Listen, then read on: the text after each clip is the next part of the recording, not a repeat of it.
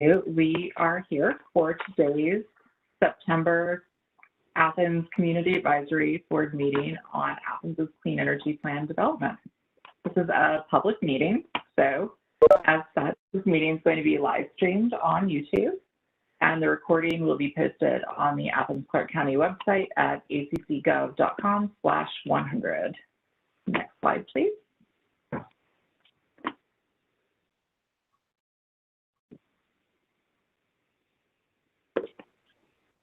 All right.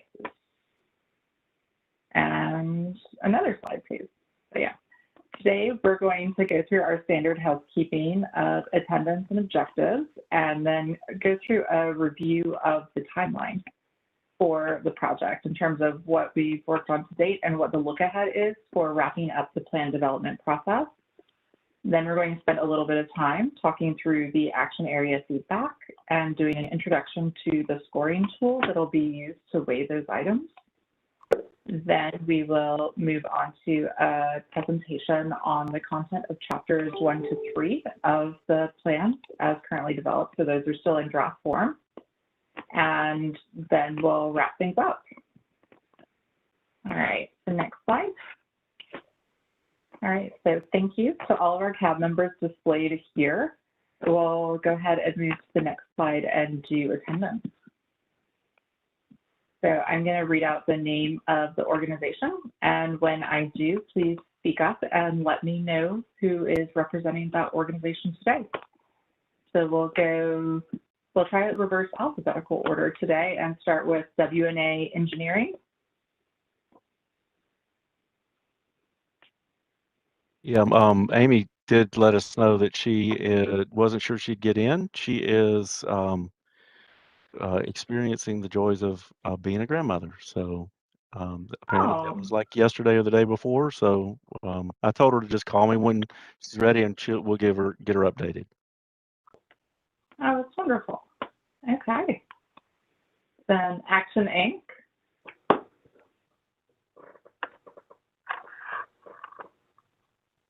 Anyone on from Action Inc. today? You aren't going reverse alphabetical. Oh my goodness, you're right. Thank you. Then we'll keep going with that trend. Northeast Georgia Black Chamber of Commerce.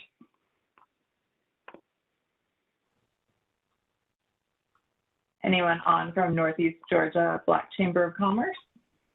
It doesn't look like it. All right. East Athens Development Corporation. Anyone on from East Athens Development Corporation? Athens USGBC. Yeah, that would be. I keep talking, Tom Lawrence. Hey, Tom. We love you, Tom. Athens Technical College. Anyone on from Athens Technical College? All right, Athens Land Trust. Anyone on from Athens Land Trust today? Athens Housing Authority. Here. Hey, Charlie. And Afternoon. all right, so that's Charlie Gladonis, is that correct? Charlie G. Charlie G. Nice. All right, Athens Area Home Builders Association. John said he would be a little bit late, but he's planning on being here. All right, Action Inc. I tried a little bit earlier. All right, still not here. And 100% Athens. Oh, Michael's not here. All right. Then from the project team, you have me, Megan O'Neill, representing South Face, and my colleagues here will introduce themselves as well. Erin Gallagher, South Face. I'm Maria Weber, South Face. And from Greenlink Analytics, we have... Hey, this is Matt Cox. And this is Samantha McDonald. Hi there. Then ex officio from ACC Gov Central Services. You have Andrew Andrew. Saunders, and it looks like we also have Toddy Zaire from Facilities Management. Okay. ACC Gov Economic Development Office. Ilka, I'm here. Hi, Elka. ACC Gov Inclusion Office. And ACC Gov Sustainability Office. Yeah, Mike Wharton here, and we also need to add in GIO office and Melinda. What's the name of your department? I always get them mixed up. She's You know, HCD. Melinda. Yeah, housing and economic development, is that right? Or housing and community development? Community development. Yeah, there we go. I'm sorry, it used to be HED, and I always mix it up. So, I'm with sustainability, and let Jacob and Maggie introduce themselves. Hi there, I'm Jacob Lambeck, Program Support Specialist with ACC Gov Sustainability Office. Hi, I'm Maggie Songster, Jack of all trades in the Office of Sustainability, or professionally speaking, project specialist as well, and I serve to answer all your questions in this time. Well, welcome all. Is there anyone on the line that hasn't yet introduced themselves? We have geographic information. They're here. Joseph D'Angelo, I'm here. Excuse me. And then there's housing and community development. Melinda. She's on mute, but Melinda's here. And Fred Smith from East Athens Development Corporation. Excellent. Thank you, Fred. And I see from the videos, Michael has joined us from 100% Athens. Hey, Michael. Hey, I'm finally here. All right. So let's skip ahead, Maria, to the 2021 timeline slide.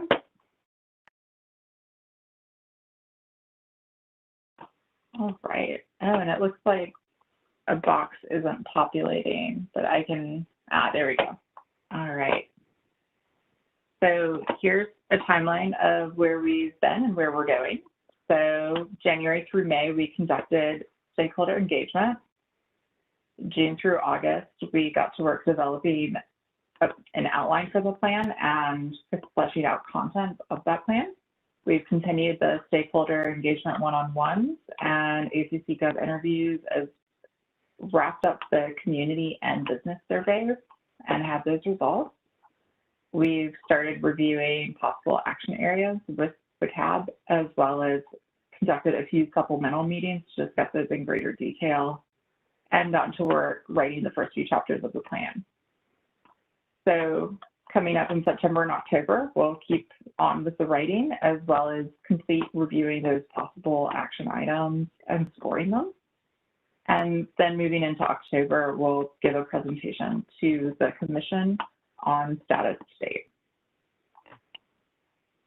And then in November and December, we'll select those action areas to incorporate into the chapters and continue the plan writing and chapter revisions. And moving into early 2022, we'll start pursuing plan adoption. The next slide. All right, so here's a recap of the action areas we've reviewed to date. We've spent the first 2 meetings through buildings and energy pathways. We also have what will most likely be a final meeting to discuss those pathways that will be held on September 22nd. We've also gone through community and environmental pathways, as well as transportation pathways. Next slide. All right, so in terms of the Commission presentation that we have coming up on October 12th, we will present work done to date, as well as outreach efforts and the first few chapters of the plan. We're going to need your feedback on those chapters, and we're also going to be developing a PowerPoint presentation to give to the commission. The plan chapters were sent around yesterday. Obviously, we don't expect your feedback now, but we went ahead and sent out those chapters as well as some guidance on how to provide feedback to us. And on the week of September 20th, so next week, we'll be sending a PowerPoint that we've been preparing for that work session for your review and feedback. In speaking of your review and feedback on the plan chapters, we'd like to have that by September 22nd, as well as feedback on the commission presentation itself by October 4th, with a hard deadline for those edits by October 8th. We will be sending multiple reminders of this, so you don't need to be committing this to paper or memory at this moment. Next slide. All right, now we're going to go through some of the feedback around the action areas. And so here, Megan, can I mention one thing back on the chapters, just to make sure that everybody knows, these chapters 1 through 3, these are not policies or pathways or recommendations. These are the chapters that outline what we did, why we did it, you know, how we got started, what we did to reach out to the community, and some general information on what we heard back. And we'll have some lessons learned that we will also add to that. So that's really what that is. It's kind of like an existing conditions of where we are. And the idea is by building this framework now and sharing this information, it's really tough when you get a 110 page, 200 page, whatever it's going to turn out to be, report drop down in front of you and you're trying to comprehend it all. So we're trying to build it so that they understand kind of what the process was that we went through to develop the plan. We answer any questions. We also get a chance to hear from everyone, including the CAB. You guys on, did we capture everything? Is there something we've left out? Have we somehow overlooked something and not reached out? So that's what this time period is. So we can try to catch it before we get to the final recommendations, and we can make adjustments. So and then from there, that way, when we actually get to the mayor and commission and the public with the recommendations, after we've all gotten a chance to parse through them, that they will spend their time really looking at those instead of having to figure out what we did as part of that. So that's where that's coming from. Mike, can I ask a question? Sure. Just clarification. It says meeting with Commissioner 1012. Is that the mayor and commission work session? It is. So what we'll do is we'll do a quick an overview for them, about a 20-minute presentation on what we, you know, here's the resolution, here's how the plan unfolded, here's the public engagement, stakeholder engagement, charrettes, that type of thing. Here's some of what we're hearing back. And what is it is there something else we've left out of somebody else we need to talk to, something else we need to do? So that's kind of that presentation and approach. Okay. Thank you. Thanks, Mike. So in terms of the feedback we've been hearing in the action areas, we've been reviewing with y'all, and thank you again for the very thoughtful and thorough feedback and discussion you've been providing. This is really helping shape our preferences and will help facilitate the scoring and ranking of the items we move forward with. So here's some high-level themes of what we've been hearing. So prioritize and focus in on equity and inclusion as we're contemplating these areas. Address why some areas cannot be included in applicable plan sections. Some CAB members have voiced some hesitancy around providing input or implementation recommendations due to lack of expertise on some of these specific areas. And we want to make sure to say that we don't expect y'all to be experts. We're confident in your skills, and we want to also help provide a greater level of detail on how this scoring process will ultimately work from a methodology standpoint. So we're going to get to that a little later in this presentation. And there are going to be multiple stages of feedback, so please don't be afraid to speak your mind. voice your opinion on this. We want to make sure everyone understands what's going into this plan and feels good about where we're landing. So are there any other comments or concerns you'd like to discuss with regard to the action areas so far?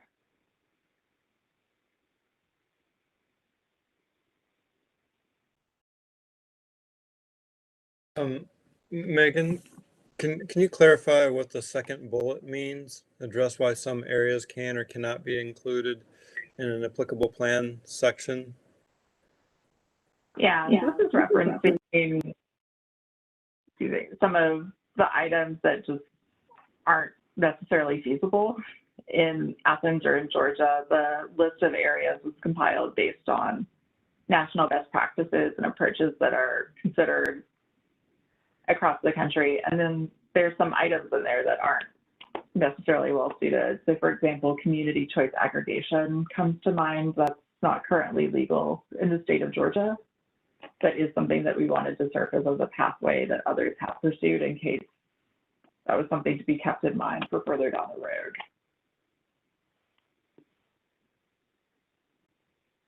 So, so something like in our discussion yesterday when there was discussion about, say, congestion pricing in downtown areas, like, is that something that would apply here and those things are just going to be left out entirely or are not going to show up again? Is that what you mean? That's not what I mean. And No, I think, I'm sorry.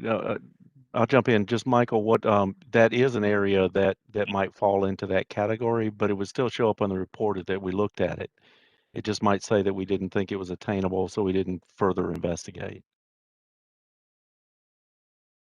So we do want to demonstrate the range of things that we talked about and the scope of the things that we investigated, but some of those things would not be feasible at this point. So we will simply show that we looked at them, but for now they're not included. Okay.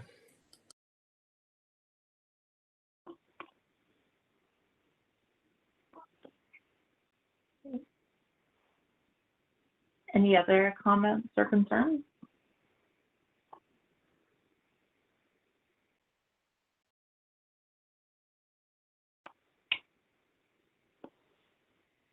All right, then let's go ahead and move to the next slide.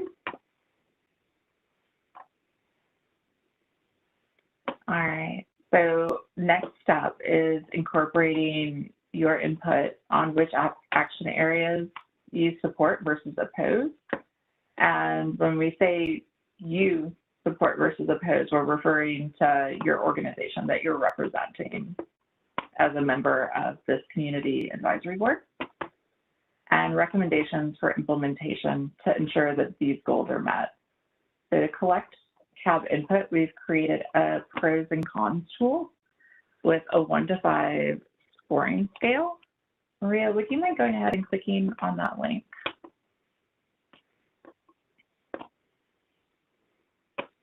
And just zooming out a little bit. So we'll be following up with sending this out, and this is, we'll clean this up and launch themselves on the spreadsheet. But essentially what this is it lists the action area name, the date on which we reviewed it as a group, description, specific Athens context. So this is where we're indicating things that are already underway, things that might be barriers like legality in the state of Georgia, pathway. We fleshed out in columns G and H here the pros and cons associated with them that have surfaced through our conversations with y'all, as well as some added editorial content on our end.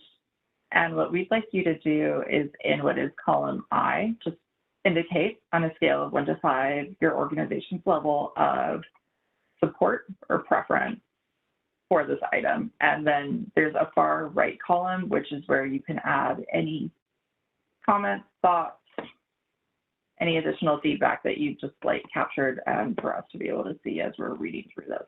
Maria, you can navigate back to the PowerPoint now. And let me do comment too. So that section on implementation recommendations, So if that also is a chance, if you have, well, I think it will be implemented, it should be implemented this way, and I'm supporting it based on that understanding. So if you have some parameters you've set or some caveats you want to put in there, that would be where you'd put it that describes what your, how your support, what your support is relative to. All right. Thanks, Mike. All right. Can I add a comment on that? I mean, there's like 80 different items, right? Or a long number of lists. Will you really expect a lot of people to spend a lot of time on that? I mean, this could be,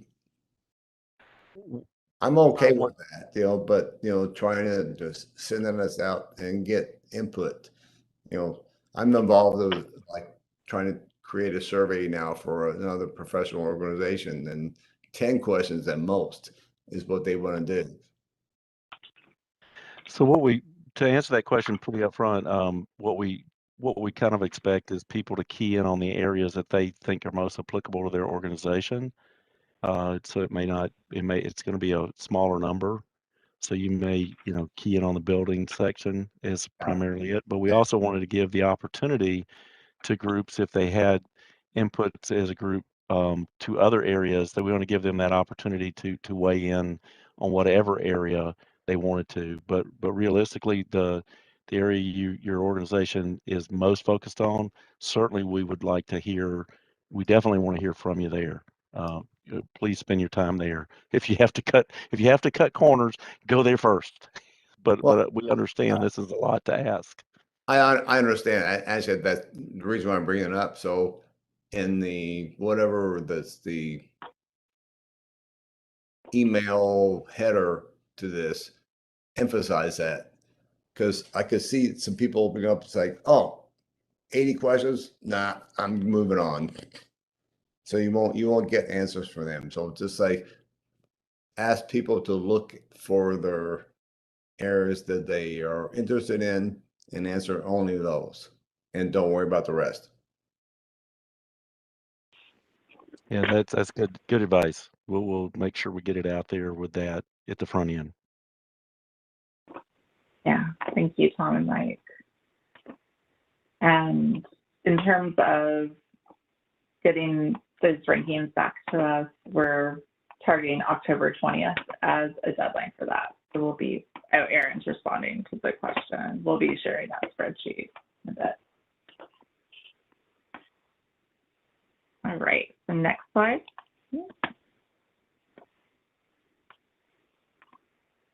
So with this, I'll hand this over to the GreenLink folks to speak to how the scoring tool will work overall.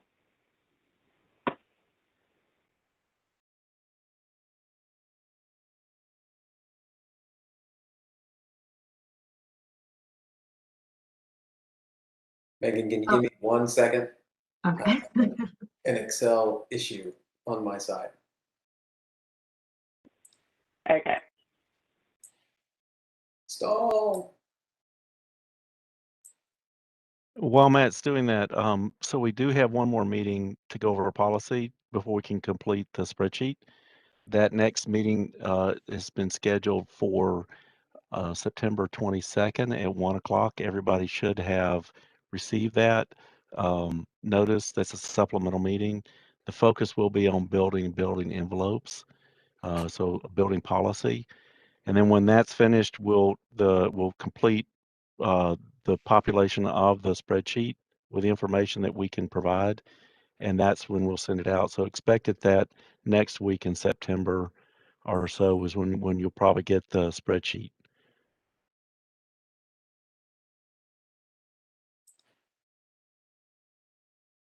Okay, so I should be kicking Maria off a screen share now. Good? Okay, great. So as an intro, the first thing that we would be pairing is going to go through each one of the policies and giving them a 5-point rank. And so you'll see this come down in these areas. So clean energy impact, feasibility, cost effectiveness, equity impact, and economic development. And then this is an example of what the score of 1 through 5 means in each one of those headers. So on feasibility, we'd be saying if it scored a 1, that's extremely high barriers. It's extremely expensive. It needs a lot of political will. That might be like what Megan was talking about with community choice aggregation. Like, is it impossible? No, it's illegal right now, but if we want to work on it for the next decade, maybe we can get there. Versus down to a 5, where there's very low barriers and it's pretty low cost to move forward. Same thought on impact. This is on greenhouse gas emissions. So, some of these may be very small impacts given Athens context, and some of them may be hundreds of thousands of tons of CO2 avoided. I mean, they could be quite large. On the equity side, we range those from this is unfair, it's likely going to worsen equity outcomes across the city, up through this could be a great improvement for us. Cost effectiveness, high cost, slow return could be a negative return on investment, up through low cost and extremely cost effective. And then the last one, the community wealth, which in this particular case was the term that was used around the economic development number, was taking a look at the job creation value. So what's the potential job creation from this particular policy option, and gives us a sense of how that gets scored. So these are kinds of things that we'll be taking kind of a first cut through those policy options to place a number 2 that will be in addition to the numbers that you all provide that we were just discussing.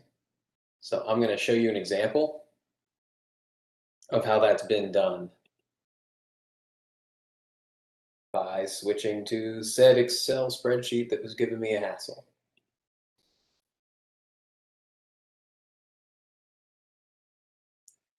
Okay, now we should be seeing this is coming through. Okay, great. So here we've got, it's not really important to see what the specific policy options are, but these are the weights that were being assigned to the different areas, which is a lot of what Megan was just talking us through. But how important these areas are as a way that we come up with our index score.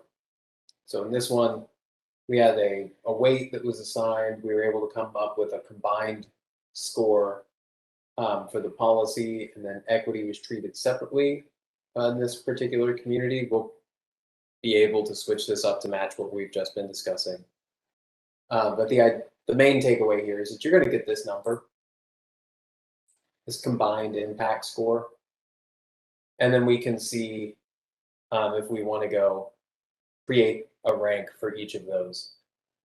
So the main things here is like this was the highest ranked policy out of that set. That's kind of the ultimate last step that we're looking for, is the ability to bring these preferences and impacts all together in one kind of unified position here, and be able to then say what we're expecting will be the major recommendations in the plan.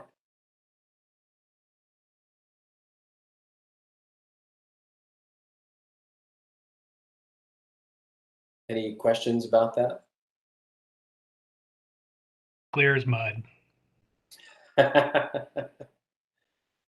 In the initial bullet point, it looked like somehow our preferences for the policies was going to be included in that weighting somehow. And maybe I misunderstood that, but if that is the case, can you explain exactly what our preferences, what the impact will be on the weighting? Yeah, so that's what's going to create the weight itself. So the impact number, you know, the 1 through 5 on impact or feasibility, those are going to be essentially kind of unitless, or you could think of those as all having a weight of 1 assigned to them. As we saw community preference reported back through the CAB, that's going to assign a weight that will increase the overall or decrease the overall importance for that policy's final output from apparently the clear as mud calculation.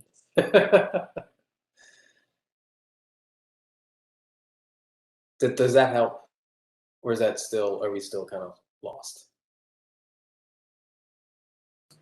Yeah, I guess I thought that, yeah, maybe I'm misunderstanding the difference between the prioritization as determined by the CAB and community input and the effectiveness. Maybe in my mind, those things were more commingled, but they're somewhat separated. There's 2 different scores essentially for each one. One is preference and one is effectiveness across the 3 categories or 4 categories. Yes. Yes. So we could see things that we thought were just on a numbers basis would perform well, but there's not, you know, the data is only the data. And so the local story, the local preferences, those conditions, you know, we're only capturing so much. And so it's completely reasonable to expect that there can be spots here where community members are going to know better what's going to work, and their input can bump one up or bump it down in a way that's the appropriate response. So that's really how this is meant to incorporate that feedback, is to make sure that that's guiding the results. And as far as timeline goes, are the performance metrics going to be available to us in our spreadsheet as we're rating these in terms of our preference, or is that something where we're doing it kind of based on our preference and then we learn what the performance metrics are going to be later? I'm not sure that we've made a decision on that. So maybe we should talk about that now as to what the right way to go is.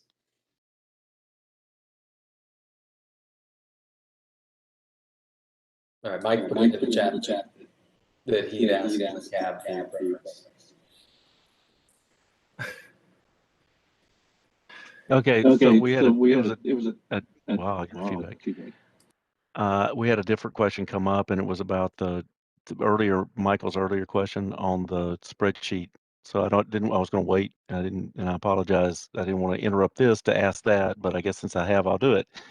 So Aaron has let me know that they've already got the spreadsheet filled out. So it's already populated, including to the 22nd. So we have 2 choices. We can wait until after the 22nd for us to send out the spreadsheet, so you can get started on it. We could wait till then and make sure we get any adjustments that come out of the 22nd meeting in there, or we can send it out now, let y'all get started, and then if there are any adjustments, we'll do that after the 22nd to that. So it's really what's the CAB. I guess I'm jumping that. What's your preference there? Does CAB want to have the spreadsheet now, in other words, the next day or 2, to start filling it in? Or do you want to wait until after the 22nd and get it that week of the 27th? It's really up to the preference of the CAB.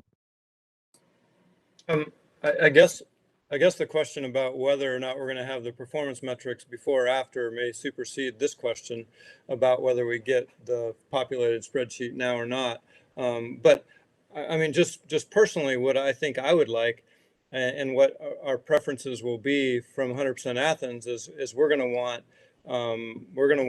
items that are equitable and perform well. Like, we're not going to want to prioritize things that don't do that. And so without knowing that, I think that it's going to be difficult to decide, well, this sounds like a great thing, and then we get the numbers back and it's like, oh, but it's terribly, unequal in the way that it's applied, and it's not going to do anything for our goal. Like that's not where I want to be necessarily.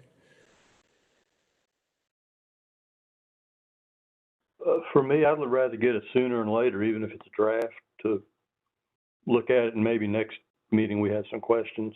We can ask questions on it.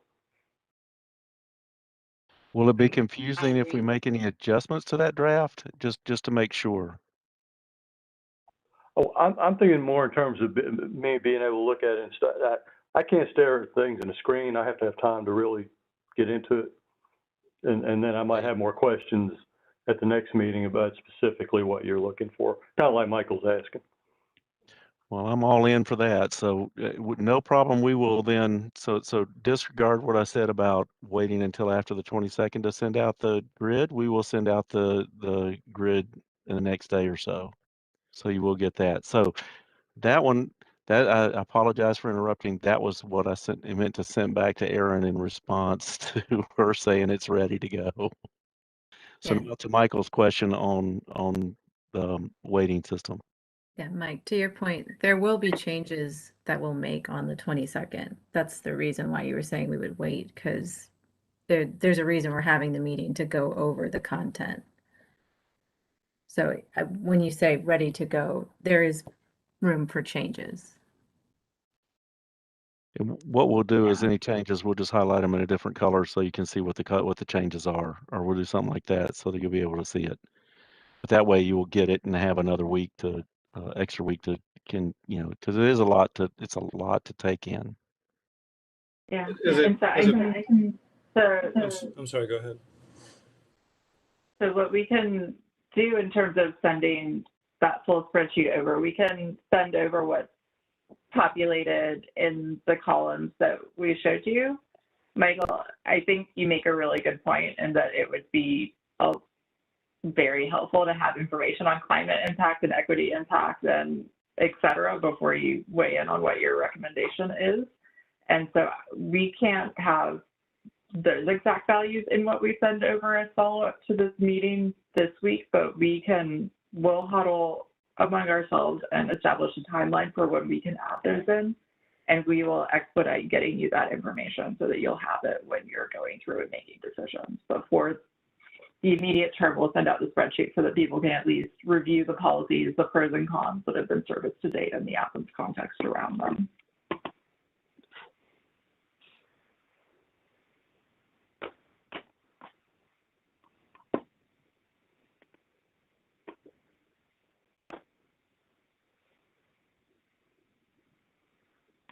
Other thoughts, feedback? Yeah, sorry, Megan. I think that sounds good. I mean, there was a lot of information. Being able to review it would be helpful as early as possible. But I think any decision making we're probably going to put off on our end, speaking for 100% Athens, until we have the metrics. Well, and by having it now, you can at least start framing out what your likely responses would be. So maybe that'll help facilitate it when the time comes too. Plus, if there are things in there that you want to provide feedback on at this point, this is a good time to look it over and say, well, whoa, we need to back up here. We need to refine that a little bit more. So great feedback. Thank you, guys. Yeah. Thank you. So I think, Maria, you can pull the power. Yep. There you go. Well, one more quick question occurs to me. Would it be helpful for us to send out the rating criteria, the stuff that Matt put up there, so you can kind of see what that looks like? Not that you would want to start down that road yet, but that you would have it to at least kind of see what the framework is for it. Yeah, I think so. Also, and this, I know that we're in very, very early draft phases here, but I think that there were some discussions that people liked when we were discussing specifically equity. Instead of doing 1 through 5, I think there was a community that had like a plus or minus, where it would actually be a negative impact versus a positive impact. And I know that that's down the road and that could be changed easily, but just to keep that in mind. And then the other one is I'm wondering about how how there was also discussion about sort of mitigation of negative equity impacts of certain tools, and understanding how we might incorporate that in, whether that would be part of the spreadsheet and it would be out to the side there, or it would be included elsewhere.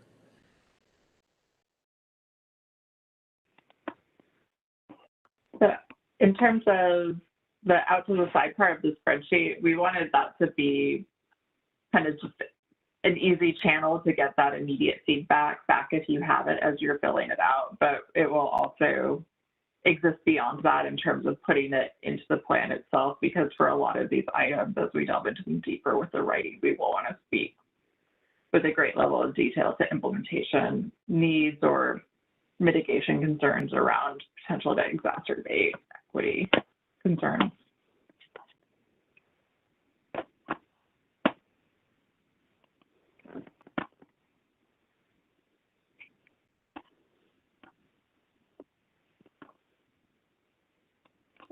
All right, I think we can go to, yeah, the Clean Energy Plan presentation, chapters 1 through 3. And so today we'll just orient you to the content and approach that's been used in chapters 1 through 3 so far. We did send these over to you yesterday, and in what we shared, there's also a guidance document in which you can go ahead and just populate any feedback you have. We ask that you use the document just to make it a little easier on us in terms of pulling the feedback directly from like similar formatted items, so that we can be as holistic as possible in plugging it in, as well as to just provide some guidance around things to contemplate as you're reviewing it. At this point, we're asking for feedback on content and substance. So please don't worry about grammar, aesthetic, or formatting at this point. We've got a copywriter. We'll be engaging down the road to clean up that sort of stuff. And right now, we really just want to focus in on substance as we're doing the reviews. So the first round of edits and feedback we're asking for is due a week from today, which is September 22nd. If that's going to be a struggle, just let us know, and let us know by what date you think it might be feasible to provide that, so that we won't get too obnoxious with our reminders. Right. So next slide. So again, that September 22nd deadline for receiving feedback from y'all. There will be multiple rounds of revisions and review by the CAB, South Base, and the Sustainability Office to make sure that we're really expressing Athens' voice and values appropriately. And the chapters that are reviewed and revised will be presented within the October 12th commission meeting. And we'll be using your input along with that of the commission as we move forward. And we're anticipating a second round of feedback opening up in November. Next slide. All right, so here I'm going to give a little bit of an overview to just high-level content and flow of chapters 1 through 3. So we're opening with the About the Document section, which does a review of the commitment that's been made and setting the stage for why we're here, how we got here, and what the plan is moving forward with the document and beyond. Next slide. And going into some detail about where we are in terms of our current energy supply to help illustrate how far we have to go and where we should be prioritizing, laying that framework for where our energy and emissions come from. Next slide. We're also delving into energy burden in Athens and lifting up the findings of the analysis that GreenLink performed last year around Athens and energy burden, and tying it into the contents of the next slide, which is focusing in on equity. So talking through the potential for renewable and clean energy to decrease household energy bills, create jobs, and improve overall quality of life, as well as defining what energy burden is and where Athens stands on that relative to other parts of the state and country, and highlighting some ways to alleviate that issue. Next slide. We also think it's really important to set the stage for what regulatory authority Athens-Clarke County government has and what other entities and decision makers are at play. So this is where we also explain the role of the Georgia Public Service Commission around regulations and long-term energy supply planning. Next slide. We also provide the landscape of Athens and its 4 electric utilities, as well as the natural gas marketers. And I meant to update that number 12 to 16. So just know we do know there are 16 natural gas marketers in Athens-Clarke County. Next slide. And then talking through why it's important to intervene in the process that's currently underway, because the BAU right now, while you see the green on this grid is representing renewable energy, the gray is representing conventional energy. So even though you see more green between now and 2035, you still see mostly gray under the business as usual plan. So really highlighting that it's incumbent to take action to ensure that we do achieve the 100% goal, because it's not going to happen without further efforts. Next slide. Then we'll go into the BAU in greater detail. So providing a little more granularity around supply than you saw on that previous chart. So delving into the other places of where our energy comes from and how composition will change over time and the role of efficiency within that. Next slide. So then in section 3, we go through the stakeholder engagement process to date. And we've been getting some really good feedback in recent weeks from y'all on how we really need to capture a tone of humility as we do this. So we'll provide the recap of the charrettes, the one-on-ones, the town halls, and the online surveys that have been done. But and in the next slide, you'll see we're also going to focus in on some of the survey feedback that we were getting from stakeholders. So data points indicating level of support in the community, as well as on the next slide, items that people want to see prioritized most highly as we achieve this plan. And I'm skimming through these a bit because I know y'all have seen the survey findings plenty of times by now, but I'm introducing them in the context of them being part of the plan chapters that have been written. So this slide talks about the business community and survey results and the level of support that's received from the business community respondents of the survey. And then the next slide, this is a particularly important section, is talking through the challenges that we faced with equity and engagement, because there's a lot more to be done on this front. We've dealt with some very real challenges in adapting to the concept of stakeholder engagement in a virtual world, dealing with the impacts of the COVID-19 pandemic and the limitations that puts upon people's ability as well as bandwidth to participate in planning meetings around the clean energy efforts, as well as limited staff and budget and difficulty with in-person events. So we wanted to be very upfront about that. We want to speak about the lessons learned around the challenges of virtual engagement and the need for some additional pathways to be pursued, such as advertising online and through targeted radio ads, as well as just more proactive outreach to those who have not yet engaged in the planning process. And we're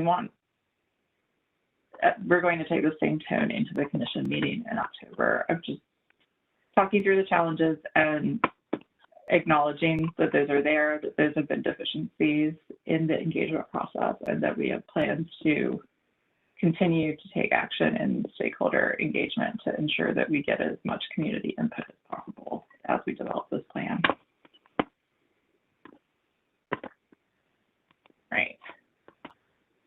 And so with that, we have almost reached the end, much faster than we'd timed.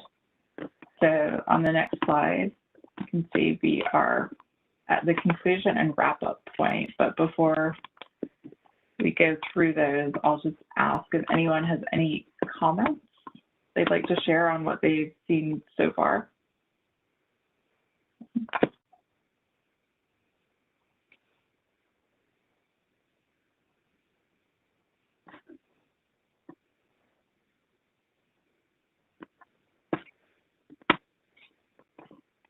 All right, and we'll go to the next slide and run through some reminders and next steps.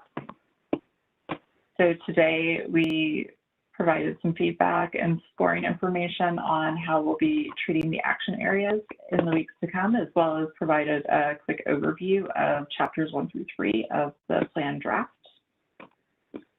Some reminders, we have another supplemental CAB meeting coming up on September 22nd. It's going to be a deeper dive into the buildings and energy pathways in the action areas spreadsheet. We'll be giving a commission presentation of chapters 1 through 3, as well as update on efforts to date in the clean energy plan development. We'll be circulating some reminders for your feedback on chapters 1 through 3 for September 22nd. We'll be circulating a draft PowerPoint for that commission presentation that we'd like to receive your comments on by October 4th if you have comments. The hard deadline for all of us for document generation and final edits for any briefing materials associated with that commission presentation is October 8th. And the commission presentation is the evening of October 12th. So our objectives for next month's CAB meeting is to touch base again on plan writing and content and provide an overview on the commission meeting that will have happened a week or so prior to that. Then with regard to the action area scoring tool, I'm going to make some verbal edits to what's currently on the slide here. So we'll be sending out the draft spreadsheet of action areas and pros and cons as follow-up to this meeting, as well as a projected timeline for which we'll be providing information on the other scoring criteria that are feeding into that analysis. Then once we have the scoring data points ready, we will be sending it to you as a group for further build out and ask for feedback on those action areas for October 20th. I do see a note from asking if the October 12th commission meeting will be virtual. And I'll hand that one to Mike for final confirmation.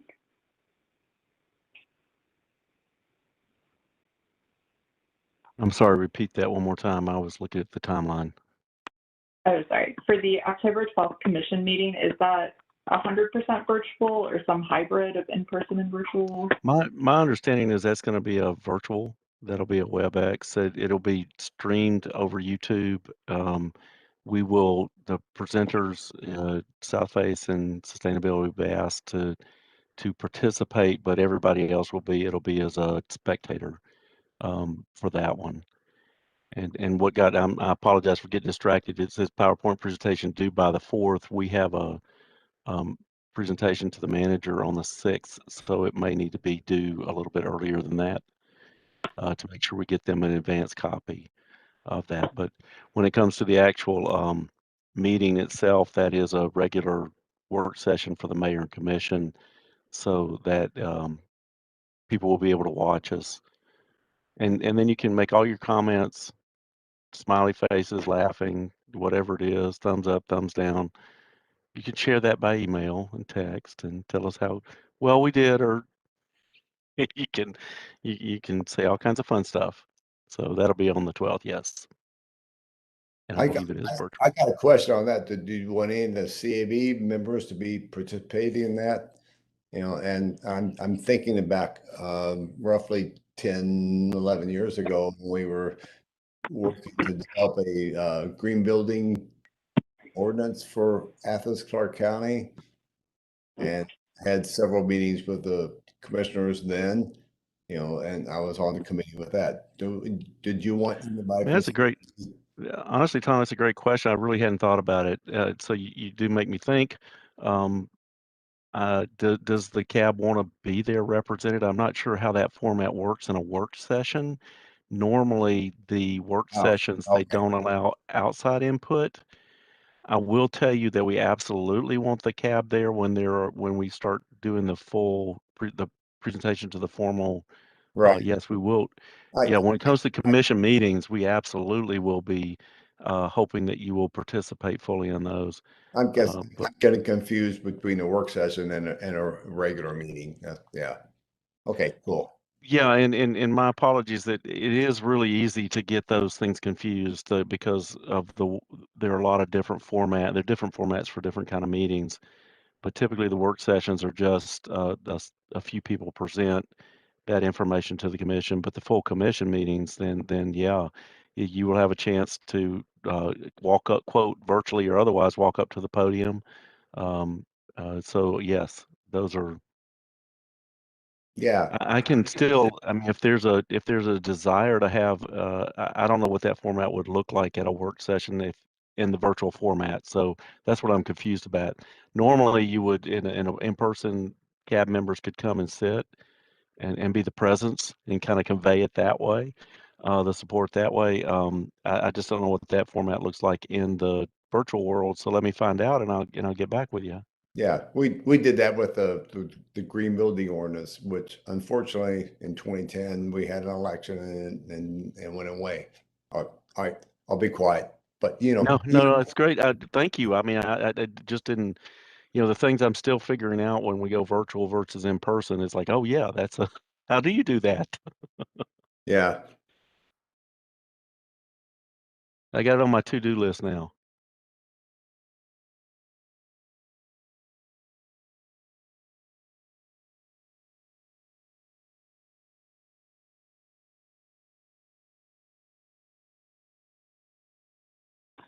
All right. All right. Thanks, Mike. With that, I think I can hand it over to you, Mike, to wrap things up. Fantastic. So we got a lot on our plate. We are moving. You're going to start seeing things. I will sort of apologize at the front end that you'll start seeing stuff kind of cascading and avalanching, I think is a better word for it, as it comes out. We are trying our best to make sure that everybody gets a chance to have more than one opportunity to review and provide feedback. We think that's very, very important. We are happy to send out some drafts and just be gentle with us on some of the drafts because they are coming early because we want people to give us their good, thoughtful feedback to that as we move forward and we can adjust and make it better. So we appreciate it. We need it. We think it's going to make the plan what it needs to be, and we thank you for your time. We know it's also a lot of time. So if you feel like tapping out on occasion, if there's something we can do to make it better, or there are questions or concerns, or you're confused, please reach out to Maggie, myself, or Jacob. We will respond back, try to find your answer, and we may be confused together, or we may find our way together. So it works kind of all through that. So again, thank you very much for taking the time. Thank you for your time at this meeting, and hope you can make it the 22nd. And boy, we're going to have some fun. So one thing we haven't talked about is kind of the end date. We expect this to move probably into the March, April, May part of next year before we get it finished. We say that because if we're going to have an opportunity for both cab review and rewrite and public and then be able to get to the commission and get the public feedback and rewrite from there any revisions, it's just going to take time. It's just it's a function of, yeah, if we gave everybody a week to get stuff back, but that's not reasonable. So we want to give people a chance to reach out to their constituents, to their organizational members, and really delve into this stuff and give us back the thoughts that are coming forward. So it's just going to take us some time, and we want to do this right, and we want to do it well as we can, given the complexity and the ambition of the effort. So we apologize that it's taken longer than any of us really thought. We've learned some things along the way about that we would recommend to others, like when you start down this road, be ready to do education at the very beginning. So starting even with building the common foundation for language and terms. So thank you again. We appreciate your time. If you have questions, please reach out. And unless there's more feedback, we will see you on the 22nd. Cheers. Thank you, everybody. Bye, everyone. Yeah. Goodbye, everybody.